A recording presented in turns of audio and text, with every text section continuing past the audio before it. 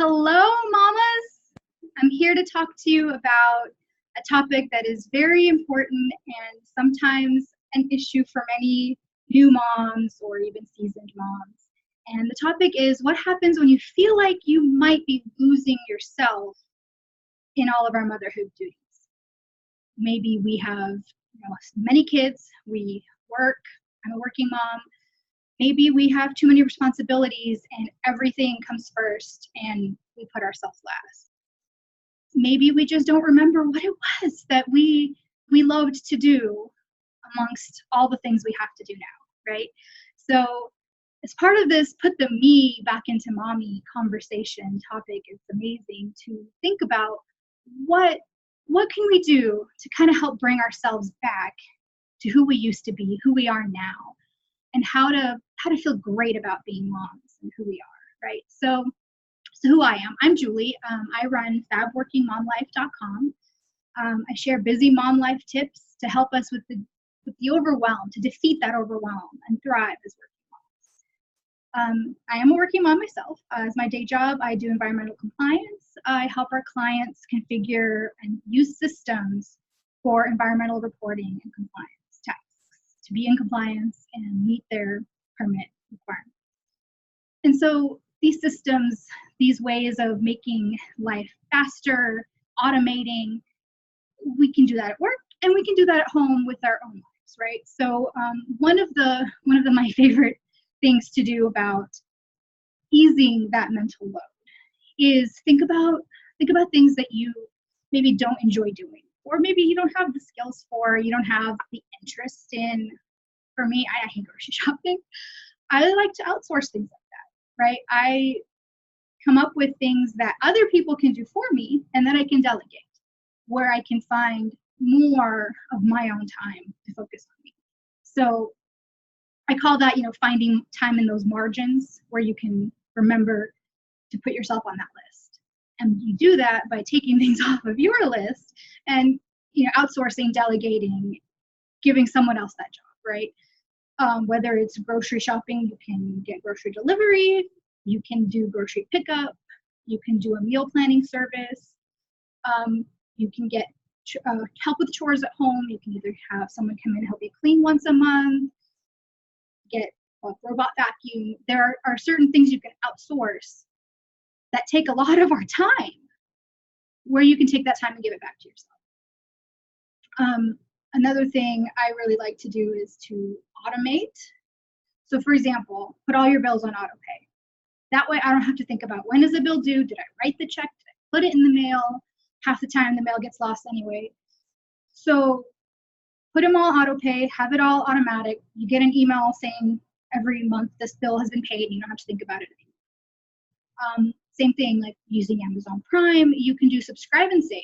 And you can have certain things that you buy all the time, diapers, personal care products.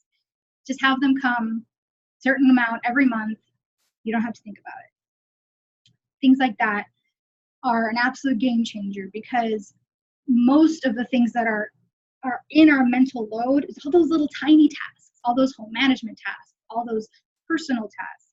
Because things at work are bigger, right? We have a calendar, we have project schedules, we have project managers, things are a lot more streamlined. But at home, it's all up here, and it doesn't need to be all up here. There's a lot of other places it can go, a lot of people can be delegated to, technology we can use to simplify that.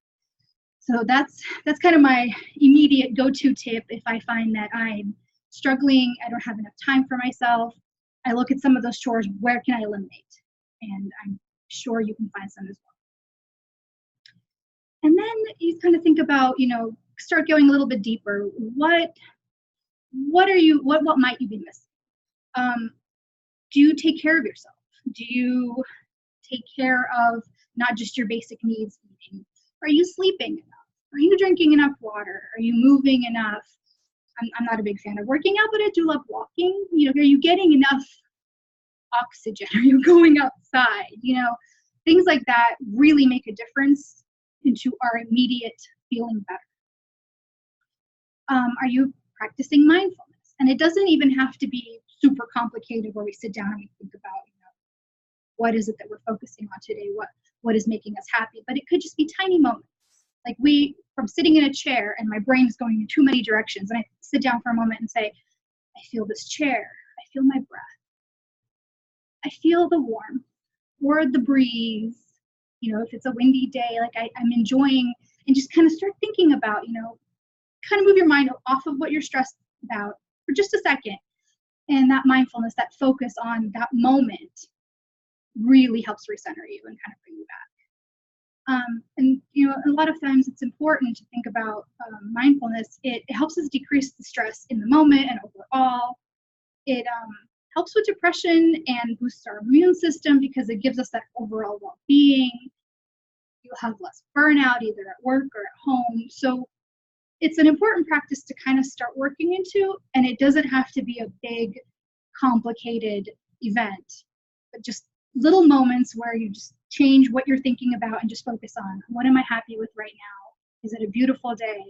Am I petting the cat and it's purring in my lap? Like, little things can help you bring that back into you, right? Things that kind of fill your soul.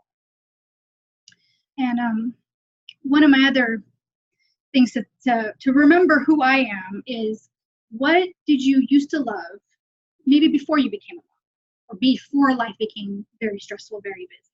For me, that was reading. I used to love reading and going to book clubs. And it became a lot harder when I had my son, especially when he started running around and I couldn't keep up with him, and he would be still when I tried to hang out with friends, right? So I kind of lost that for a while. And now I've come up with a way to bring it back. Maybe I'll only go to one book club, but I still want to read. And not just children's books, but books I like. And go to maybe one event, one thing that's me. It's only me. It's not a family event. It's not based on my child, taking him to an activity. It's for me. And that's my book club. And I go and I hang out with other moms and we talk about a really fun book we read, and it has nothing to do with parenting. And it kind of restores me, right? So those are the kind of things. Find something that you used to love and find a way to bring it back, because that's where you'll find yourself again. So when you think about your priorities, make sure you're one of them. Make sure you're not losing yourself amongst all the other priorities that we have, between work and home life and parenting and being a wife and everything else we have to do. We need to remember that we are there too, right? A lot of times we have a lot of guilt if we put a lot of focus on ourselves. But the thing to remember there is we need to let go of the endless to-do lists, let go of the should-haves, let go of that guilt, because everyone deserves to have something for themselves. Everyone deserves to have their cup filled, because if we don't have that, we burn out, and then we can't take care of anyone else, right? So it's kind of, this will vary depending on what season of motherhood you're in. I had a small child, very small child. It was very, very hard. Now he's a little bit older and he still runs around like crazy as before. But I can have a little bit more of me because he doesn't need me every second of every day. So it depends on what season. You might have less availability of freedom to do something for you, or you might have more. But finding even a little bit that restores you, that fills you up, is so, so important. So remember to check in with yourself. Focus on finding joy, even if you only do it for 5 minutes a day, when you just sit down, take a breath, and think about what you love, what you want to do, what you enjoy. And that will bring you back. That will bring the me back in mommy, and not just the mommy for everybody else. All right. I'm wishing you a great day. Thank you for listening.